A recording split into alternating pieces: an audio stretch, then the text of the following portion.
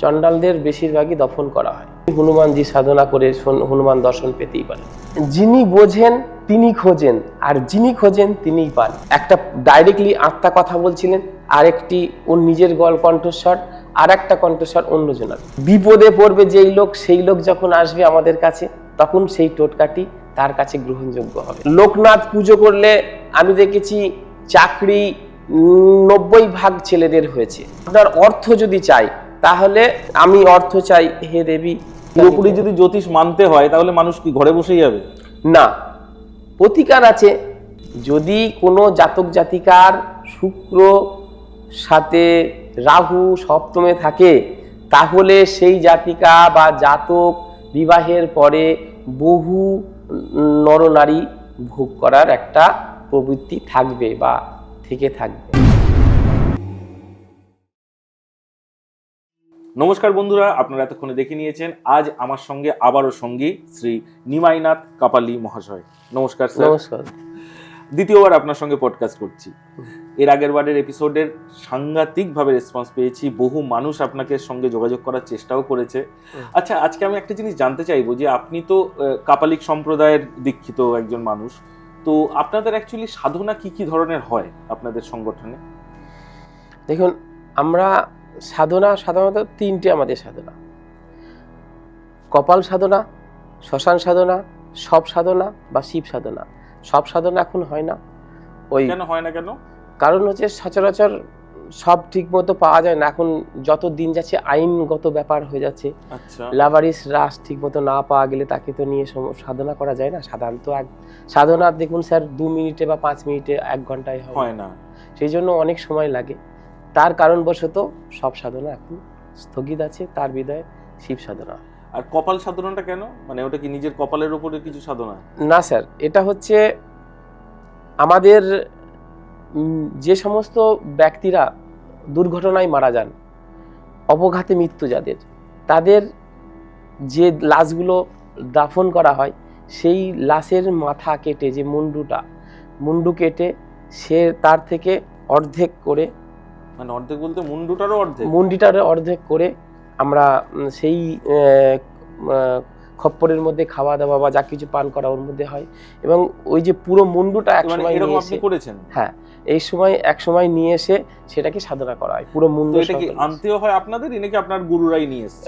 গুরুরা নিয়ে আসা যায়। তাছাড়া আজকাল আপনি এগুলো কিনতে পাওয়া যায়? কিনতেও পাওয়া যায়। আচ্ছা, মানে এক শ্রেণীর মানুষ বলছেন এইরকম, মানে খারাপ প্রবৃত্তির এই ধরনের এরকম কবর থেকে বডি তুলে এনে তার মাথা আপনাদের তন্ত্রে ক্রিয়ায় যেহেতু কাজে লাগে, এগুলো বিক্রি করে থাকে চোরাবাজারে? একদম। আচ্ছা, তাছাড়া আমরা সাধনার দ্বারাই দেখা যাচ্ছে যে অনেক সময় শ্মশানে গিয়েও আমরা কালেকশন করি। আচ্ছা, সেই ক্ষেত্রে বলুন, এই যে শ্মশানে গিয়ে আপনারা কালেকশন করেন, কিন্তু শ্মশানে তো অ্যাকচুয়ালি আমাদের হিন্দু মতে তো শরীরটাকে পুড়িয়ে দেওয়া হয়, কিন্তু আপনাদের তো আমার ধারণা কবরস্থানে গিয়ে এই ধরনের বডি মানে পান আপনারা। দেখুন, আপনি যেভাবে জানেন এর পিছনেও কিছু কারণ আছে। দেখুন, কিছু কিছু মরা রয়েছে, যে সমস্ত মরাদের দফন করতে হয়, যেমন ধরুন চণ্ডালদের বেশিরভাগই দফন করা হয়। আর আমাদের প্রয়োজন চণ্ডালদেরই হাড় বা মাথা। হ্যাঁ, সেটাতে কি কাজ বেশি হয়? কাজ বেশি হয়। তো আপনাদের কাছে খবর থাকে যে অমুক চণ্ডাল অমুক গ্রামে মারা গেছে এবং ওকে দফন করা হয়েছে? খবর রাখতে লাগে, কারণ যে কাজ করে সমাজের উন্নতি করতে চায় বা ভালো কিছু করতে চায়, তাকে তো সব রকম খবর নিজেকে রাখতেই লাগে। ঠিক কথা। আচ্ছা, এবার আমাকে একটা জিনিস বলুন যে আপনাদের এই সাধনা করে অ্যাকচুয়ালি এটা দিয়ে কি কি উপকার করা সম্ভব? দেখুন, সাধনা করে এই সাধনার দ্বারাই বহু কিছু উপকার হয়। যেমন আপনাকে প্রশ্ন করি, দেখুন, আপনি তো অনেক বৃদ্ধ মানুষকে দেখেছেন যে কৃষ্ণ নামের তুলসী মালা একদম হাতে নিয়ে সবসময় জপ করেন, কিন্তু আপনি কি এই কথা বলতে পারবেন যে কৃষ্ণকে তারা দর্শন পেয়েছে? ঠিক কথা, পাননি। কিন্তু আমাদের এই কাপালিক মতে আমাদের 1,25,000 জপ করলেই এই সাধনা সম্পূর্ণ হয় এবং দর্শন হওয়া সম্ভব। কি দর্শন হন? মানে ভগবান দর্শন? যে কোনো বিষয়ে, যেমন ধরেন, যদি কেউ মনে করেন যে আমি হনুমানজির সাধনা করব, তাহলে তিনি হনুমানজি সাধনা করে হনুমান দর্শন পেতেই পারেন। আপনি কিসের করেছিলেন? আমি ইদানিং আমার হনুমান দর্শন সাধনা চলছে, গুরুজি ইদানিং আমাকে দিয়ে গেলেন। তো আমার আশা আমি ভগবান হনুমানজির দর্শন পাবো। তাই মানে আপনার জব কমপ্লিট হলে আপনি দর্শন পেয়ে পাবো। যাবেন? অবশ্যই পাবো, কেন পাবো না। আমাদের আজকে আপনি দেখেছেন এর আগে, আমাদের কিছুদিন আগে এই যে প্রয়াগরাজের যে মেলাটি হলো, সেখানে দেখেছেন যে একাধিকভাবে একাধিক ধরনের প্রদর্শন করেছেন কাপালিকরা। এটা কিভাবে সম্ভব? কৃষ্ণ পদে যারা গ্রহণ করেছেন তারা তো পারেননি, কাপালিকরাই একমাত্র পেরেছেন। একমাত্র কাপালিকরা শুধু না, যে কোনো মানুষ যদি তন্ত্র কিন্তু এখানে তো অনেক রকমের মানে সাধনা- মানুষজন এসেছিল, আমরা দেখেছি, মানে হাত তোলা বাবা থেকে শুরু করে আইটি বাবা। অবশ্যই দেখুন, এই যত বাবা আছে সব বাবাদেরই সাধনা করে সেই জায়গায় যেতে হয়েছে, এমনি পৌঁছাতে পারেন না কেউই। কিন্তু আমার কিন্তু বিশ্বাস করুন এটা অনেকটা পাবলিসিটি স্টান্টও মনে হয়। মানে আজকে অনেকেই কিন্তু কেউ এত লাখবার সাধনা করছে কিনা সেটা তো আমজনতার জানা সম্ভব নয়, কিন্তু সে যদি বলে আমার সাধনা হয়ে গেছে, আমি বজরংবলীকে দেখে নিয়েছি, আমি মা তারাকে দেখে নিয়েছি, এর প্রমাণটা কি? দেখুন, যিনি বোঝেন তিনি খোঁজেন, আর যিনি খোঁজেন তিনিই পান। অর্থাৎ এর প্রমাণ দেখতে হলে আমাদের কাছে আসতে হবে। যদি কোনো সমস্যা হয়, সমস্যার কত বড় সমস্যা সেটা নিয়েও আসতে হবে, তারপরেই বোঝা যাবে যে আসল কাজ কে করে। আপনি আজ পর্যন্ত কোনো কেসে হেরে গেছেন? মানে কোনো একটা জটিল সমস্যা নিয়ে কেউ এসছে কিন্তু আপনি করতে পারেননি? দেখুন, কারণ দেখুন, সত্যি কথা বলতে কি বন্ধুরা, আমাদের ক্যামেরার সামনে সবাই বসে নিজের ভালোটাই জিজ্ঞাসা করে, তো আমি ওই জন্য উল্টো দিকটা জিজ্ঞাসা করছি। ফেল করেছেন এরকম কেস কি আছে আপনার? দেখুন, সত্যি কথা বলতে পৃথিবীতে কোনো কাজ যে সব কাজ যে সবাই সবসময় পারবে তা নয়। আমি যখন প্রথম এই তন্ত্র জগতে আসি, তখন একটা রুগী এসেছিলেন উত্তরপ্রদেশ থেকে। সেই সময় আমার গুরুজি সঙ্গে করে, আমি একা পারিনি, সেই জন্য গুরুজিকে সঙ্গে করে নিয়ে সেই কাজটা করেছিলাম। 3টে আত্মা ছিল ধরা। আচ্ছা, তো এই যে উত্তরপ্রদেশ থেকে এসেছিলেন, কিন্তু মানে এদের সমস্যাটা হয়েছিল সমাধান? হ্যাঁ, সমস্যার সমাধান হয়েছিল। এদের সমস্যাটা কি ছিল একটু যদি বিস্তারিত বলেন। সমস্যাটা ছিল, একটা ছেলে আমাদের নদিয়া ডিস্ট্রিক্ট থেকে উত্তরপ্রদেশে যান কাজের উদ্দেশ্যে, এবং সেখানে গিয়ে কোনো এক ভয়ঙ্কর স্থানে থেকে ওনার 3টে আত্মা ওনাকে ধরেন, এবং এমনভাবে উনি শব্দ করেন যে একটা ডাইরেক্টলি আত্মা কথা বলছিলেন, আরেকটি ওর নিজের কণ্ঠস্বর, আর একটা কণ্ঠস্বর অন্যজনার। তো এইভাবে আমি যখনই ক্লায়েন্টটি আসলো আমার কাছে, আমি গণ্ডি দিয়ে দিলাম, বসিয়ে একটা জায়গায় বসিয়ে গণ্ডি দিলাম। গণ্ডি দেওয়ার পরে আমার গুরু দেয়া যত মন্ত্রতন্ত্র আমি প্রয়োগ করতে শুরু করলাম। দেখলাম যে আমার ঊর্ধ্বের বাইরে। তখন আমি গুরুজিকে, আমার পাশেই গুরুজি ছিলেন, ডাকলাম, ডেকে তারপরে কাজটি সম্পূর্ণ করেছি। তবে আজকাল আমি নিজেই পারি সেই জিনিসগুলো পুরোটাই করছেন। হ্যাঁ স্যার। আচ্ছা কাপালিক বাবু, আমাকে একটা কথা বলুন, সেটা হচ্ছে এই যে বর্তমান সময়ে দেখা যাচ্ছে যে সাংসারিক দ্বন্দ্ব, অর্থাৎ স্ত্রী পরকীয়াতে যুক্ত হয়ে যাচ্ছে বা স্বামী পরকীয়া একটা সম্পর্কে জড়িয়ে যাচ্ছে, স্বামী স্ত্রীর মধ্যে খটমট লেগে আসছে, যার কারণে হয়তো সম্পর্কটা ডিভোর্সের দিকে এগোচ্ছে, অথবা সন্তান মা বাবাকে রেসপেক্ট করছে না, সন্তান অবাধ্য হয়ে যাচ্ছে, এই বিষয়গুলো এত বাড়ছে কেন? এটা মানে আপনাদের শাস্ত্র অনুযায়ী কি বলছে, মানে এর কারণটা কি? দেখুন, আমাদের সমাজে বর্তমানে মানুষের অনুশাসন কমে গেছে। অনুশাসন কম থেকে মানুষ ভয় বা শ্রদ্ধা কমে গেছে। মানুষ আগে, আমরা যখন পড়াশোনা করতাম তখন স্যারেরা আমাদেরকে পিটাতেন, মারতেন, সাংঘাতিক ভয় থাকতো, মারতেন। ছড়ি নিয়ে। হ্যাঁ, এই কারণে আমাদের মনের একটা ভয় ছিল যে ওই স্যারের স্কুলে ওই যদি ক্লাসে ফাঁকি দেওয়া যাবে না, যদি যাই তাহলে আমাদেরকে পড়া করেই যেতে লাগবে। আমাদের সেই রেসপেক্ট থেকে আজকে আমরা মানুষ হয়েছি, এবং আমরা এখনো পর্যন্ত স্যারদের রেসপেক্ট করি, গুরুজনদের রেসপেক্ট করি। কিন্তু এখনকার দিনে দেখুন, কোনো বাচ্চাদেরকে মা বাবারা গায়ে হাত দিতে দেন না, যার ফলে ছেলেরা পড়াশোনা করলে করলো, না করলে ওইভাবে পাশ হয়ে গেল। MA BA পাশ করছে, অথচ কিছুই তার মধ্যে শিক্ষাগত যোগ্যতা আসছে না। এবং তার মধ্যে যে স্বাধীনতা তাকে অবাধ্য করছে সবকিছু চাওয়ার আগে পাওয়া। কারণ একটি করে সন্তান হচ্ছে, একটি ছেলে একটি মেয়ে আজকাল হচ্ছে। তো একটি ছেলে একটি মেয়ে হওয়াতে তার বাপের বাড়িতে সে স্বাধীনভাবে বড় হচ্ছে, শ্বশুর বাড়িতে এসেও তাই চেষ্টা করছে। আগেকার দিনে আমার মা কাকিরা ঘুমটা দিয়ে থাকতেন, এখন ঘুমটা তো দূরের কথা, কাপড়ই ধারণ করেন না। এছাড়াও এখনকারের দিনে প্রত্যেকটি নারীদের চাহিদা বেড়ে গেছে, হ্যাঁ, মোবাইল থেকে শুরু করে নেটওয়ার্কিং বেড়ে গেছে, যার ফলে আজকাল এই ডিভোর্সের দিনটি এগিয়ে আসছে। হ্যাঁ, পছন্দের ব্যাপার, মানে মানুষ যত উন্নত টেকনোলজিকে বলছেন গ্রহণ করছে, তত তারা আস্তে আস্তে আরো এই সংসার বিমুখ হয়ে যাচ্ছে এবং বাচ্চারাও অবাধ্য হয়ে যাচ্ছে বাবা মার। হ্যাঁ, বাবা মা মায়ের কথা শুনেন না। তো এইটার উপরে আপনি আমার দর্শকদের একটা টোটকা বলুন না, যে কিভাবে গৃহে শান্তি বজায় রাখা যায়। গৃহে শান্তি বজায় রাখা যায় কিভাবে, সেটা তো আমি বলবোই। তার আগে আপনাকে বলে রাখি, আমরা যতই টোটকা দিই, বিনা পয়সায় কোনো টোটকা গ্রহণ করতে চাই না দর্শক। আমি এর আগে বহুবার, আপনি বলেছেন, আমার ভালো লাগে যে আপনি বলেন যে বিনা এখান থেকে টোটকা দেওয়ার কথা।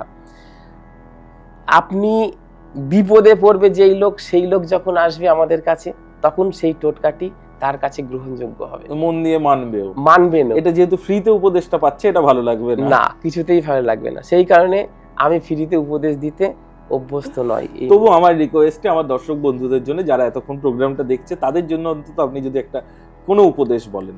দেখুন, প্রথমত আমি বলবো ছেলেদের, বাচ্চাদের কথা। বাচ্চারা আজকাল বাবা মার অবাধ্য হচ্ছে, তার কারণ হচ্ছে আপনারা ওনাদেরকে বন্ধুর মতো মিশুন, কিন্তু খোঁজ খবর রাখুন যে কার সাথে চলাফেরা করছে, কোন ছেলেটার সাথে চলাফেরা করছে। তার সাথে, ছেলের সাথে কোনো খারাপ ব্যবহার না করে সেই ছেলেটির সাথে আপনি বুঝিয়ে বলেন যে দেখো জীবন বড় কঠিন, চ্যালেঞ্জিং, ভালো কিছু করো। হ্যাঁ, আর এই যে বউয়েরা, যে সমস্ত বউরা, এনাদের সম্বন্ধে বলবো, দেখুন,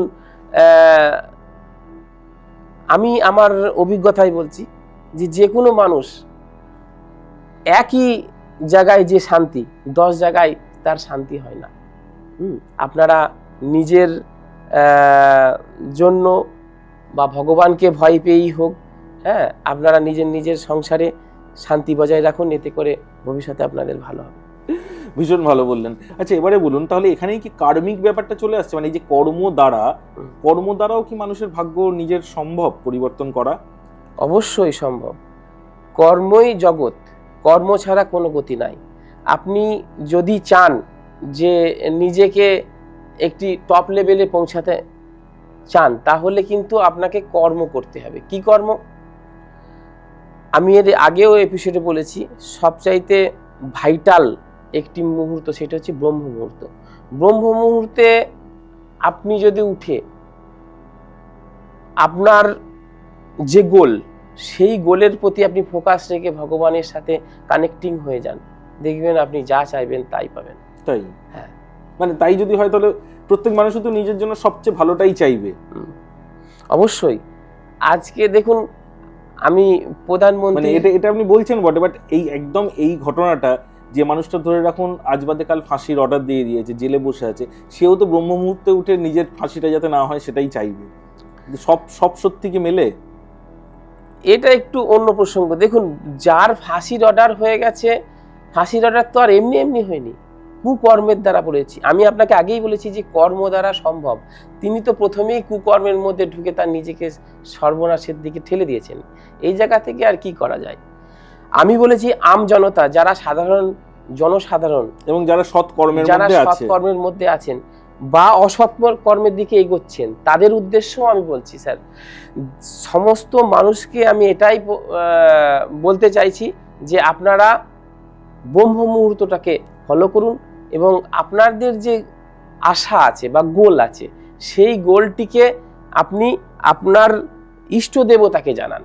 ইষ্ট দেবতা চিনবে কি করে? ইষ্ট দেবতা এই জন্য চিনবে, দেখুন, প্রত্যেকেই আজকাল গুরু মন্ত্রে দীক্ষিত কম বেশি। যারা নয়, ধরুন আমি যেমন গুরু মন্ত্রে, আপনি যদি না হন, আমাদের ব্রহ্মা বিষ্ণু মহেশ্বর হচ্ছে সৃষ্টিকর্তা। এবারে আপনি শিবকেই নিয়ে এগোন, যার কেউ নেই তার শিব গুরু মানুন, সবচাইতে ভালো হবে। যার চাওয়া পাওয়া নেই, আপনি গুরু বানাবেন, তারও চাওয়া পাওয়া থাকতে পারে, কিন্তু শিবের সাথে কোনো মতবিরোধ হবে না। তো এবার প্রসেসটা বলুন, মানে ভোরবেলা উঠে? হ্যাঁ, ভোরবেলা উঠে 3:20-তে উঠবেন। 3:20 পর থেকে আমাদের ব্রহ্ম মুহূর্ত শুরু হয়ে যায়, এবং সূর্য ওঠার 96 মিনিট এই যে সময়টা, এই সময়টা ব্রহ্ম মুহূর্ত বলা হচ্ছে। এই সময় আপনি যে কোনো দেবতার, যেই দেবতা আপনাকে ভালো লাগে, শিব হোক, কালী হোক, আপনার বজরংবলী হোক, সরস্বতী হোক, লক্ষ্মী হোক, যেই দেবতাকে আপনার ভালো লাগে সেই দেবতাকে আপনি স্মরণ করতে থাকুন। আপনার মনের কষ্টের কথা বলুন, আপনি বলুন যে আচ্ছা, এর মধ্যে দিয়ে বলতে চাই যারা চাকরি প্রার্থী তাদেরকে বলতে চাই, ভেরি ভেরি ভেরি ইম্পর্টেন্ট, আপনারা অবশ্যই লোকনাথের পুজো করুন। লোকনাথ পুজো করলে আমি দেখেছি চাকরি 90% ছেলেদের হয়েছে। আপনারা যারা আমার এই প্রোগ্রামটি দেখছেন তাদেরকে আমি বলবো, চাকরির উদ্দেশ্যে যদি কোনো ব্যক্তি 3:20-তে উঠতে চান তাহলে আপনারা লোকনাথ দেবের পুজো করুন। আপনার শত্রু দমন করতে চাইলে পঞ্চমুখী হনুমানজির উপাসনা বা জপ করুন, অথবা আপনার অর্থ যদি চাই তাহলে লক্ষ্মী দেবীর মন্ত্র শৃং জপ করুন। শুধু শৃং মানে শৃংটা বলে যেতে হবে, শৃংটা, এবং ওনাকে আমি অর্থ চাই, হে দেবী আমি অত্যন্ত সমস্যায় ভুগছি, অর্থ কষ্টে ভুগছি, আমাকে অর্থের একটা রাস্তা বলে দাও আমাকে, তাহলেই হবে। 27টি নক্ষত্র আছে, তার মধ্যে কেতু নক্ষত্র মাস 3 দিন হয়, 3টি নক্ষত্র। এই কেতু নক্ষত্র থেকে সাবধান থাকতে হবে, অথবা জাতক জাতিকার বার্থ চার্টে যেই সময়টা প্রত্যন্ত দশায় বা সূক্ষ্ম দশায় কেতুর দশা চলবে সেই দিনগুলি খুব সামনে চলতে হবে। হ্যাঁ, তাহলে বলছেন যে মানে যে ব্যক্তির জ্যোতিষ জ্ঞান আছে তার দ্বারা নিজের এই কেতু কোন কোন নক্ষত্রে বিরাজ করছে সারা মাসের মধ্যে এই 3টে ডেট দেখে সেই অর্থে দূরে ভ্রমণ বা একটু রিস্ক অ্যাভয়েড করা উচিত অবশ্যই। এবং পঞ্জিকা যারা দেখতে জানেন ওনারাও কিন্তু এই কেতুর যে নক্ষত্র সেই নক্ষত্র মেনে চললে উপকৃত হবেন। তো দেখুন, যেটা বলছিলাম, বর্ধমান থেকে একটি ক্লায়েন্ট এসেছিলেন, ওনার জানাই নেই যে ওনার কেতুর অন্তর্দশা চলছে। তো অলরেডি ওনার একটি ছোট্ট অ্যাক্সিডেন্ট ঘটে গেছে, পায়ে লেগেছে। আমি দেখলাম যে সূক্ষ্ম দশায় গিয়েও দেখি কেতু রয়েছে। সূক্ষ্ম দশা সাধারণত 2-3 দিনের হয়, তো সূক্ষ্ম দশা দেখি কেতু রয়েছে। আমি ওনাকে বললাম 3 দিন আপনি ঘর থেকে বার হবেন না। তারপর তিনি 3 দিন ঘর থেকে বার হননি, কিন্তু এমনি বাইরে তো বেরোতেই লাগে আমাদের, টুকটাক বাজার করার জন্য, বাজার করা বা অন্যান্য কাজে। তো এর মধ্যেই উনি বাইরে বেরিয়েছিলেন, তাতেই একটা আম ডাল পড়ে ওনার মাথায় পড়েছে। তাহলে ভাবুন যদি উনি বাইরে যেতেন কি হতো। ঠিক কথা। সবচাইতে আত্মঘাতী গ্রহ হলো আমাদের জ্যোতিষ জগতের কেতু। আচ্ছা, এই যে বলে যে একটা ফাঁড়া কেটে গেল, এটা কি সত্যি? অবশ্যই সত্যি। আমরা যাই করি না কেন সব কিছুতে লজিক আছে। এই আপনি দেখবেন যে 1000 বছর আগে বা 500 বছর আগে রাজা যারা ছিলেন তেনারা কিন্তু একটি জ্যোতিষ পুষে রাখতেন। কেন? ওনাদের নিজের স্বার্থে, যে কোন দিন ভালো, গাইডেন্সের জন্য। জ্যোতিষ আজকের নাই, জ্যোতিষ শাস্ত্র বহুদিনের।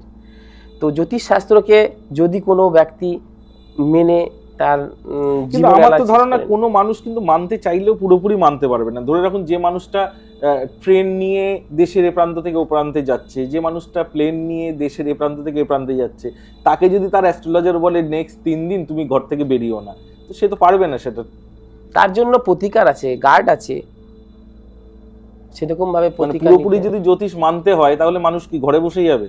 না, প্রতিকার আছে, তার জন্য বিধি আছে, বিধি মেনে চলতে লাগবে। কিন্তু আমাকে একটা পরিষ্কার কথা বলেন, জ্যোতিষই যদি আলটিমেট হতো তাহলে তো যে মানুষ জ্যোতিষ জানতো তার থেকে বড় লোক আর কেউ হতো না, অর্থাৎ এই সমাজে জ্যোতিষরাই সবচেয়ে কোটিপতি হতো। না, দেখুন, জ্যোতিষরা কোটিপতি হতো কি না এই কথা আমি আপনাকে এইভাবে বলতে পারি না। বড় লোক বা কোটিপতি হওয়ার ক্ষেত্রে পূর্বজন্মের কর্মের ফল। এবং ইহজনমের তার কর্মের ফল, দুই কর্মর ফল আমরা দেখতে লাগে। দেখুন, আমরা অতীতে কি ঘটে গেছে সেটাকে নিয়ে আমরা কিছু করতে পারবো, এবং অনেকেই ভবিষ্যৎ জানে না, আপনারা ভবিষ্যতে জানেন না, কিন্তু বর্তমান যেটুকুনি সময় আছে এই সময়টাকে যদি আপনি ভালো কাজে বা ঠিকভাবে অ্যানালাইসিস করে চলেন, সুকর্ম করেন, ভালো কর্ম করেন, তাহলে দেখবেন অনেকেই আর্থিক উন্নতি করছে এই সময়ের মধ্যে ইহজীবনে। ফাইন।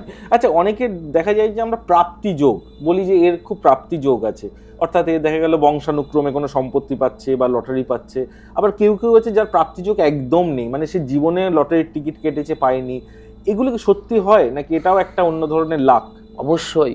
এই যে যারা লটারি পায়, আমি দেখেছি যাদের রেখাতে, হস্তরেখাতে আছে, তারাই বেশিরভাগ পায়। আচ্ছা, এটা হস্তরেখায় থাকে? একটু আমার হাতটা দেখে দেখুন তো, কোনোদিন আমি লটারি পাবো কিনা।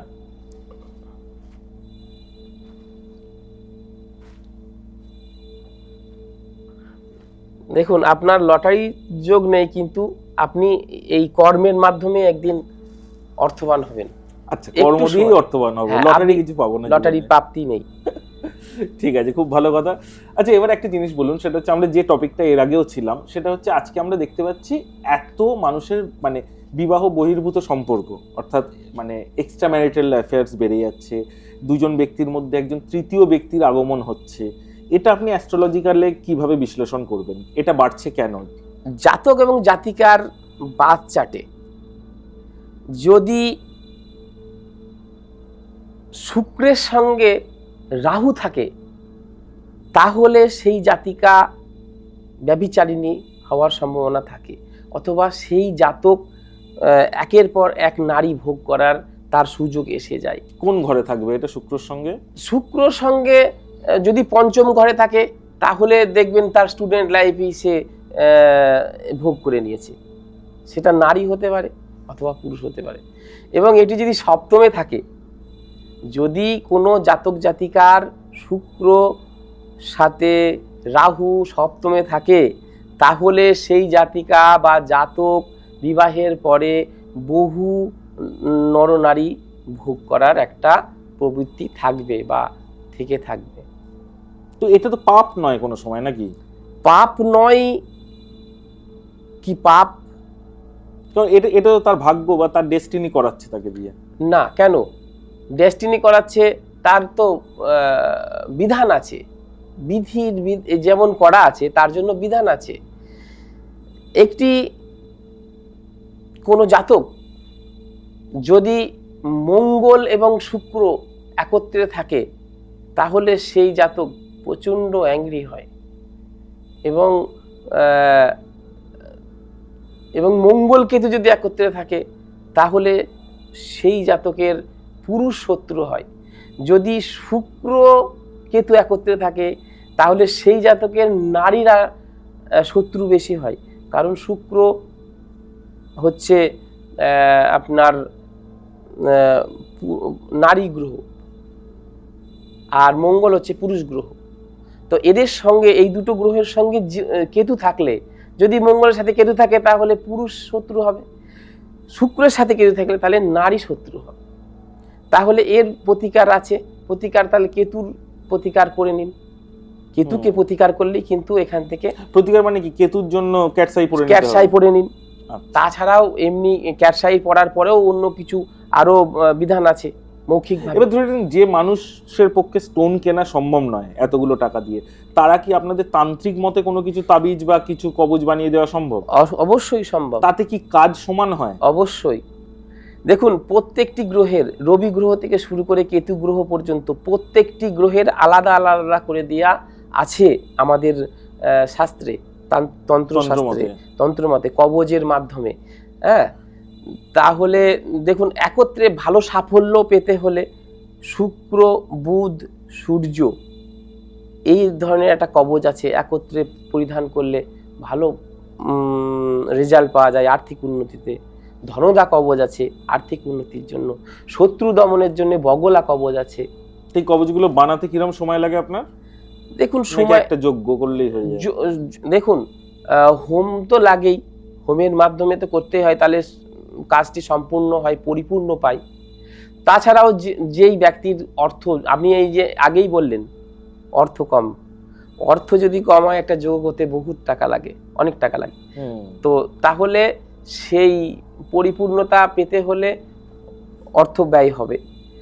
আর যদি যোগ্য বা হোমের মাধ্যমে না হয় তাহলে অর্থ কম অর্থের মধ্যে দিয়ে হয়ে যাবে। কিন্তু কাজটা তো বলছেন যে যোগ্য করে করলে ভালো হবে। দেখুন আমাদের একটা ব্যাপার আছে, ব্যাপারটা কি বলি, দেখুন একটি যজ্ঞ করলাম, সেই যজ্ঞের সমস্ত কিছু যে বিভূতিটা রেখে দিয়ে অন্যটাই ওর মধ্যে দিয়ে পুড়ে দিয়ে কবজের মধ্যে ভরে দিলে সম কাজ করবে। তো সেই জন্য আপনি জানেন যে যদি কোনো ব্যক্তির ইচ্ছা থাকে যে সমাজ কল্যাণ করব, তিনি কিন্তু সমাজ কল্যাণ করতেই পারেন অর্থ স্বল্প মূল্যে। এবং আপনি এরকম তো করেও থাকেন। অবশ্যই। আচ্ছা, আপনার কাছে এসছে এরকম কিছু যদি আমাদের হিস্ট্রি শোনান, কেস হিস্ট্রি, মানে যাদেরকে আপনি তাবিজ বা কবজ দিয়ে কোনো একটা বড় বিপদ থেকে রক্ষা করেছেন। দেখুন আমি জানতে চাইছি যে সত্যি তাবিজ বা কবজে কাজ হয় কিনা।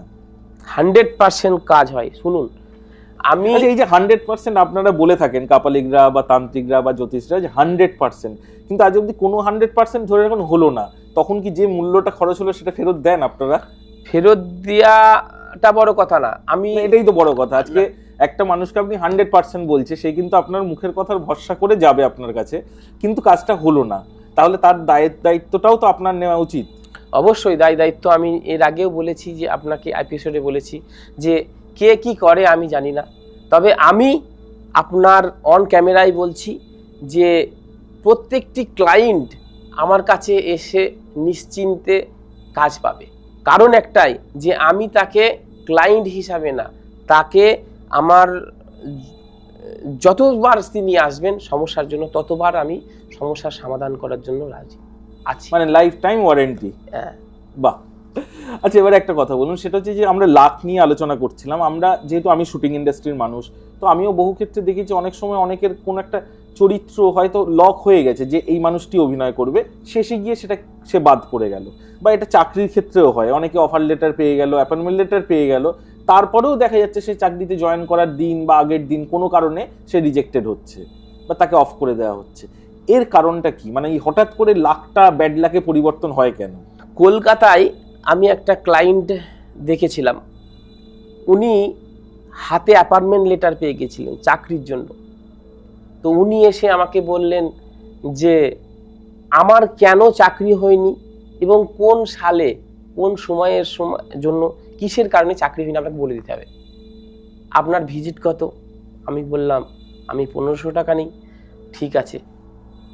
তো আমি সেই ব্যক্তির বার্থ চার্ট অ্যানালাইসিস করে দেখলাম সূক্ষ্ম দশায় কেতু আছে, সূক্ষ্ম দশায় কেতু আছে। সেটা সম্ভবত আপনার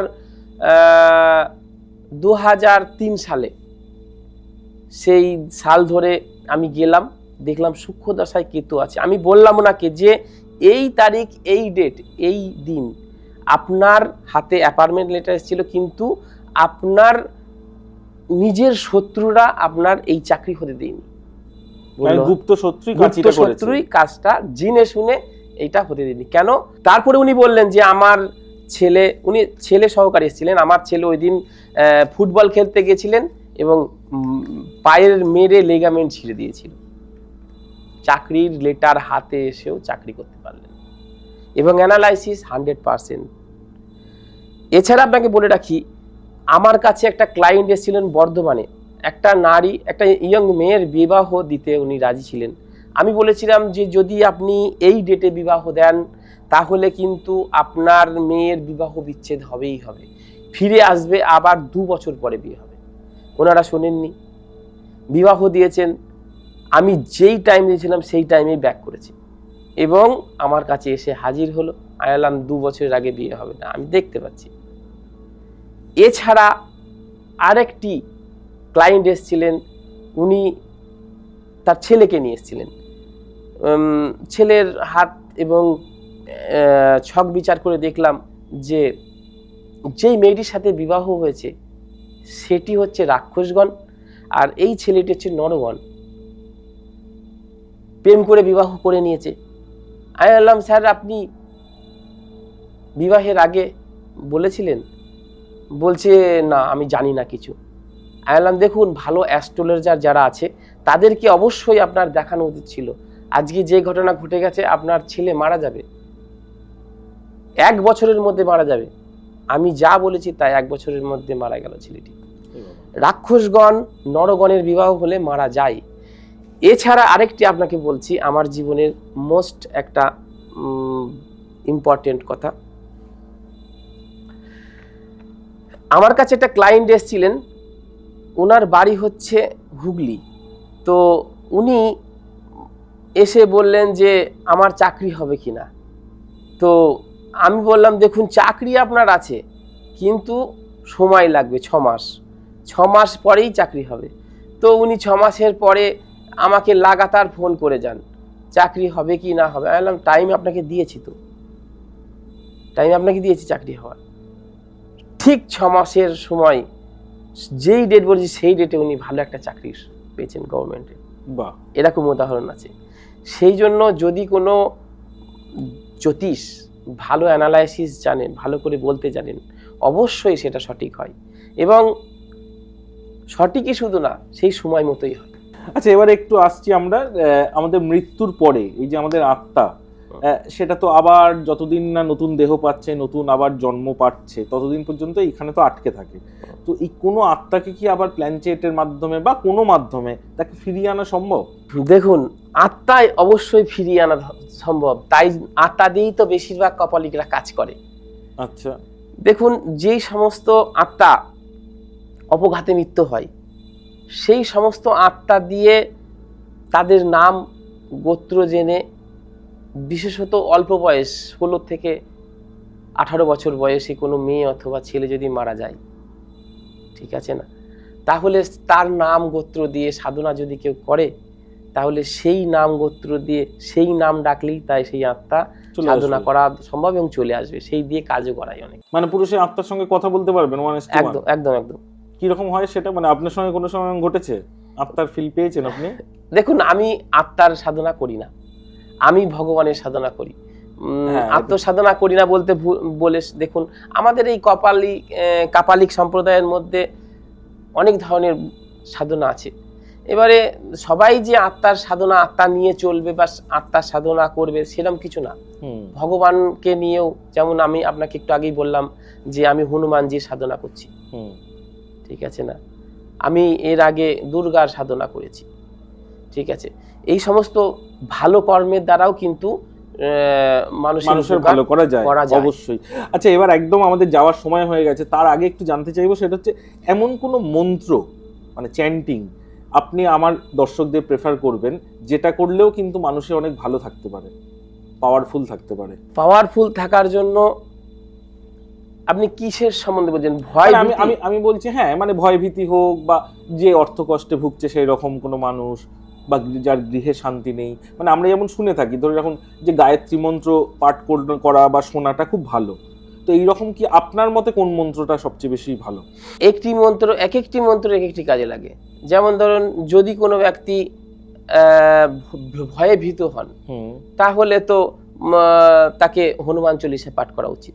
আচ্ছা, ঠিক আছে। যদি কোনো ব্যক্তির আর্থিক উন্নতি চাই তাহলে আমি বলবো ওম যক্ষায় কুবেরায় বৈষ্ণবনায় ধনধান্য অধিপতায় ধনধান্যের সমৃদ্ধি মে দেহি দপাই দপাই সোহা, এটি কুবেরজির মন্ত্র।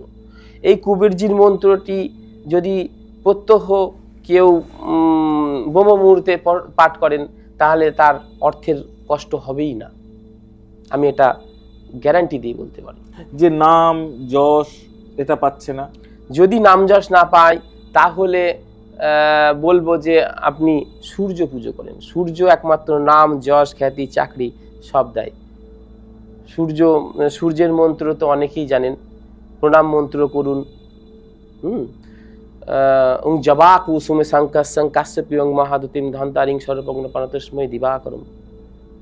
এর চাইতে ভাইটাল একটা কথা বলে দিই, নবগ্রহের একটি ছোট মন্ত্র আছে, সেই মন্ত্রও পাঠের মাধ্যমে 9টা গ্রহই ঠিক হতে পারে। কি মন্ত্র সেটা মনে আছে? হ্যাঁ বলুন। অবশ্যই। মন্ত্রটি হলো ব্রহ্ম মুরারি ত্রিপুরন্তকারী ভানু শশী ভূমিসূত বুধশ্চ গুরুশ্চ শুক্র শনি রাহু কেতবে কুর্বন্ত সর্বমম সুপ্রভাতম।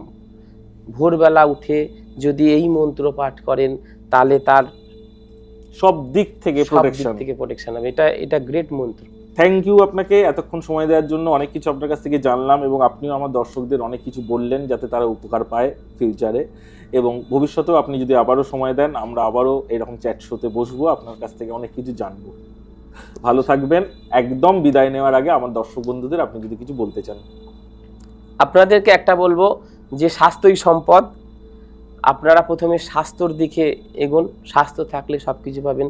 নেক্সটে যদি আপনাদের সামনে বলে যাচ্ছি, যদি নেক্সট টাইমে যদি কোনো সময় আমি আপনাদের সামনে আসি, স্টুডিওতে আসি, স্বাস্থ্য নিয়ে আমি আলোচনা করব। নিশ্চয়ই নিশ্চয়ই। ভালো থাকবেন। আপনি ভালো থাকবেন। রাধে রাধে। রাধে রাধে।